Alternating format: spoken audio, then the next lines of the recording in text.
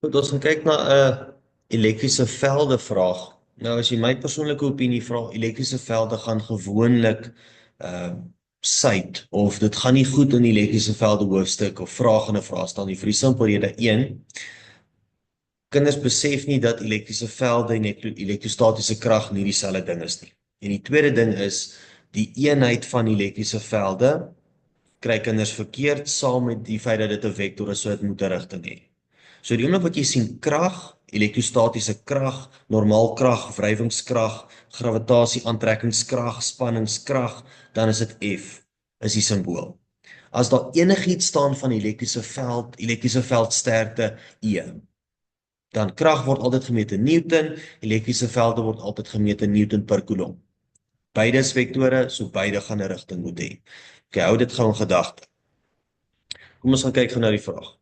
So hulle sê vir jou twee klein gelade sfere A en B word op 'n horisontale reguit lyn 13 cm uitmekaar geplaas, soos in onderstaande diagram getoon.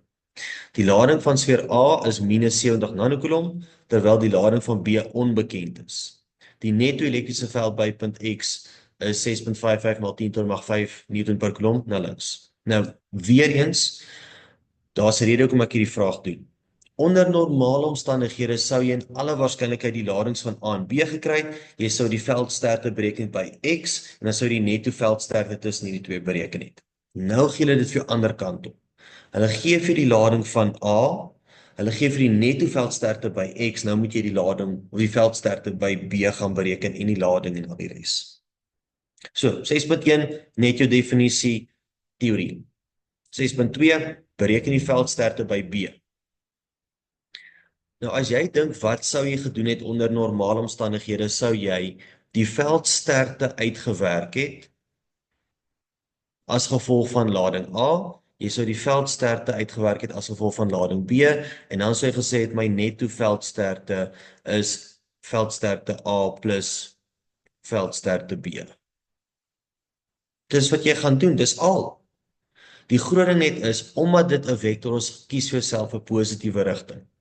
Nou die teks het vir my gesê die netto veldsterkte is na links, so ek gaan hou by links as my positiewe rigting. So links is my positiewe rigting, so dan vervang ek my netto veldsterkte in as 'n positiewe waarde van 6,55 maal 10⁻⁵. Dan lading A is negatief, minus 70 nanocoulomb. Veldsterkte by 'n punt beskou ons 'n positiewe toetslading by daardie punt. So die positiewe toetslading gaan na links toe aangetrek word of gaan 'n veldsterkte na links ervaar as ek jok. Gaan 'n veldsterkte is na links ervaar. Ekskuus, nou is ek nie mekaar. Na links ervaar omdat voorwerp A 'n negatiewe lading het, want teenoorgestelde ladings trek mekaar aan. So wanneer ek na my veldsterkte by A gaan bereken of uitwerk, gaan ek werk met 'n positiewe waarde, want die veldsterkte is na links wat ek bepaal het, en ek het net gesê links is my positiewe rigting. Nou veldsterkte bereken ons doodeenvoudig met E is kq op r kwadraat. So ek vervang my waardes in. K is 9 maal 10⁻⁹. Q, weer eens ek gaan nie die teken in vervang, ek het klaar die teken in berekening gebring met die teenoorgestelde lading, wat bepaal in watter rigting die veldsterkte gaan wees. So 70 maal 10⁻⁻⁹, wat die omskakeling is van nano na coulomb toe, en die afstand het hulle vir my gegee hierso, is 3 cm. So weer eens onthou met om te skakel na meter. So 3 maal 10⁻⁻² vir omskakeling na meter, en dan die kwadraat. En nou het ek my veldsterkte van B wat enigste onbekend is wat ek nie het nie, wat hulle gevra het ek moet bereken. Nou gaan jy doodeenvoudig calculator toe en jy gaan tik die formule in op jou calculator vir jou sakrekenaar om die waarde te bereken wat vir jou 700 000 gaan gee. Vat jou 700 000 na die linkerkant van die vergelyking, dan eindig jy op met 'n elektriese veldsterkte van -4.5 maal 10⁻⁴. Nou die minus sê onmiddellik vir jou teenoorgestelde rigting as wat jy gekies het as positief. Nou ek het links gekies as positief, so daai elektriese veldsterkte moet wees na regs. So dit beteken 4,5 maal 10 tot die mag 4, onthou jou eenheid Newton per coulomb, na regs. Dis die eerste een. Dan vraag 6.3 vraag vir jou klassifiseer die polariteit van sfeer B as positief of negatief. Okay, hier is die redenasie, hier is die argument. Ons het nou net gesê die veldsterkte van B is na regs. By punt X beskou ons 'n positiewe toetslading om die veldsterkte te kan bepaal. So nou is die vraag, wat moet die lading van B wees sodat die veldsterkte op 'n positiewe toetslading by X na regs is? Nou dit kan nie positief wees nie, want dit beteken B moet die positiewe toetslading afstoot, so hy moet ook dan na links gaan. So dit kan net 'n negatiewe voorwerp wees. Want negatief en positief trek mekaar aan, natuurlik, sodat die positiewe toetslading die veldsterkte na regs gaan ervaar. So, polariteit moet dan natuurlik negatief wees.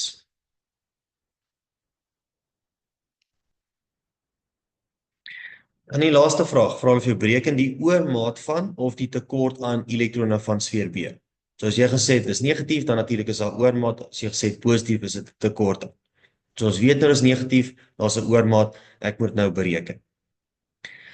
Nou die enigste manier hoe jy aantal elektrone kan bereken is jy moet opeindig ergens iets met jou formule Q is en maal met QE.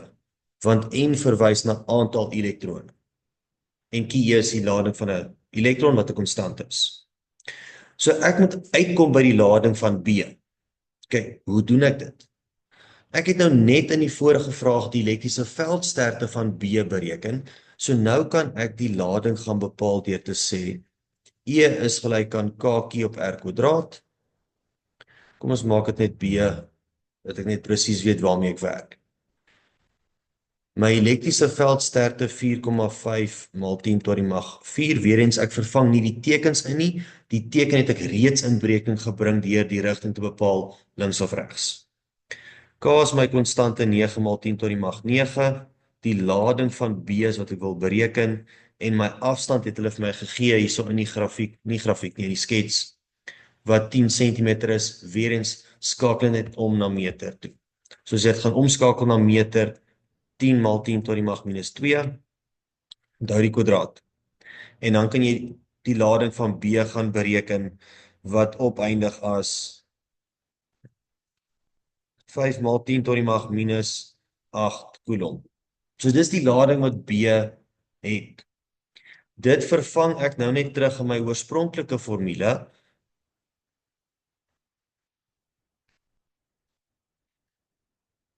En ek deel net met die lading van 1 elektron wat 1,6 maal 10 tot die mag minus 19 is. En dan kan jy die aantal elektrone bereken wat 3,125 maal 10 tot die mag 11 is. As jy afrond tot 2 desimale wat ons normaalweg doen, 3,13 maal 10 tot die mag 11 elektrone wat daar in oormaat is of te veel dan natuurlik van is. Ek weet dis te veel want ek het nou net in die vorige vraag gesê die lading is negatief. Weereens, hierdie vraag is so bietjie agterste voor gevra, gewoonlik. En ek sê gewoonlik, dit hoef nie so te wees nie, dit gaan nie altyd so wees nie. Gaan jy die lading skryf van A en B en jy gaan dan die veldsterkte tussen die twee bereken ensovoorts. Nou, gee hulle vir die netto veldsterkte. Jy moet die veldsterkte van B bereken en dan moet jy die lading bereken sodat jy die aantal elektrone kan uitwerk. So net so 'n bietjie iets anderster, ander manier van vra, maar die idee en die werkswyse lyk en bly dieselfde.